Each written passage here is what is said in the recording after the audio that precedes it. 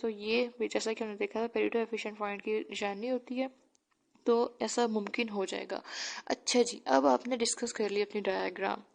Secondly अब आपने जो डिस्कस करना है वो ये है कि एक तो आपका यहाँ पे छोटा सा प्रॉब्लम आ जाएगा। प्रॉब्लम को डिस्कस करते हैं। सोल्व प्रॉब्लम है our allocation A and G in figure 10.4 part of the contract curve. वो कह रहे हैं कि जो ए और जी पॉइंट हैं क्या ये आपके कॉन्ट्रैक्ट कर्व में इसका हिस्सा है।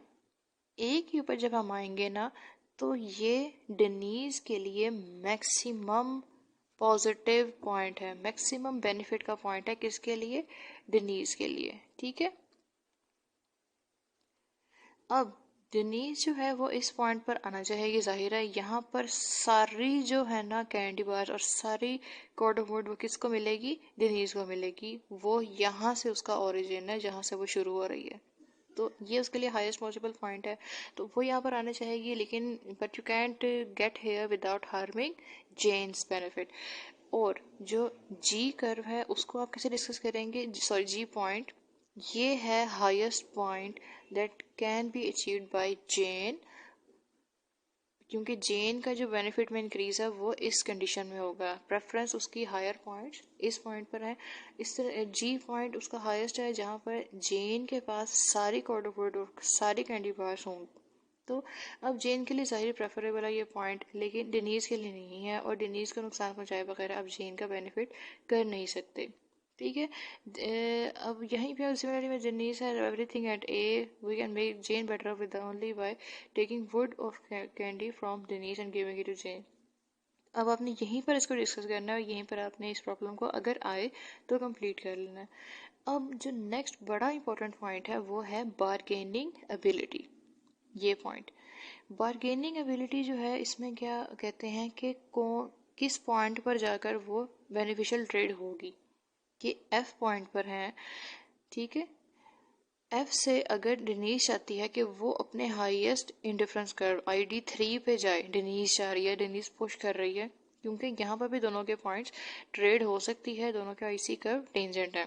लेकिन जो जेन है उसको अपने हायर इंडिफरेंस कर्व से लोअर इंडिफरेंस कर्व की तरफ आना पड़ेगा, तो वो अपने इनिशियल एडोमेंट पे जा सकती है ट्रेड के साथ भी या ट्रेड के बगैर भी।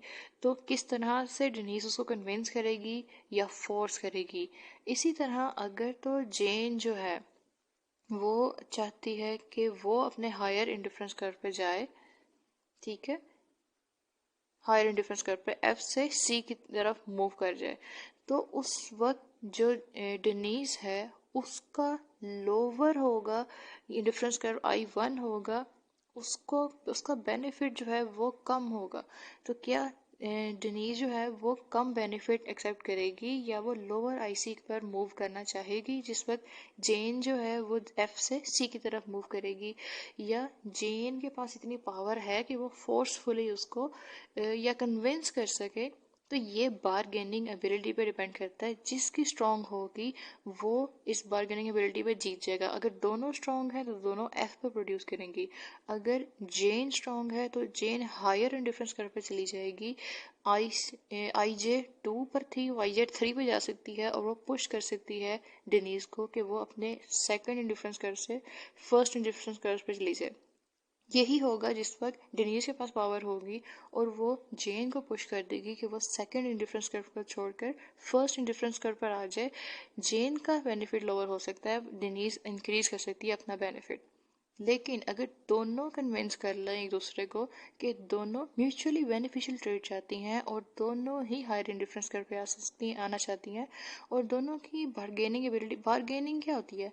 जैसे ना भाव करवाया जाता है दुकान पर जाकर, या बातचीत की जाती है, बार्गेन की जाती है कि इतनी कीमत देनी है, इतनी नहीं देनी है, वो होती है बार्गेनिंग एबिलिटी। जिसकी बेहतर होती है उसका बेनिफिट हो जाता है। तो वो उसी चीज़ पे डिपेंड करेगा कि जिसकी बेहतर होगी एबिलिटी वो ये बार्गेन सक्सेसफुली अचीव कर लेगा। और इसी डिस्कशन के बाद ये आप पढ़ लीजिएगा, एग्जैक्टली यही बात यहाँ डिस्कस कर रहे हैं। जिसकी पावर बेहतर होगी बार्गेन करने की, वो दूसरे को कन्विंस कर लेगा कि जो फर्स्ट या सेकंड या थर्ड टेंजेंसी पॉइंट है दोनों के डिफरेंस कर पे, उस पर मूव कर जाएं और उसी पे दोनों बेनिफिशियल ट्रेड कर लें।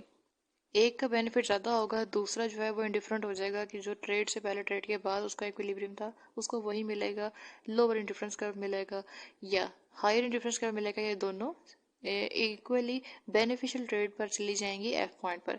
यहीं पर आपकी इस चैप्टर की जो टॉपिक है इसकी डिस्कशन आपकी कंप्लीट हो गई और आपका आज का लेक्चर भी कंप्लीट हो गया।